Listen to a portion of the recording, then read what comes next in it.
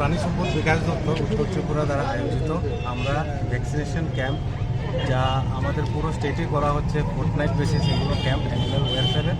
তো আজকে যেটা আমরা করছি সেটা হচ্ছে মেইনলি স্ট্রিট ডগের উপরে ভ্যাকসিনেশন ক্যাম্প। যত স্ট্রিট ডগ আছে আমাদের এই এরিয়াতে, তো তাদেরকে এখানে ফ্রিতে ভ্যাকসিন দেওয়া হচ্ছে, প্লাস স্টেরিলাইজেশন করানো হচ্ছে এখানে।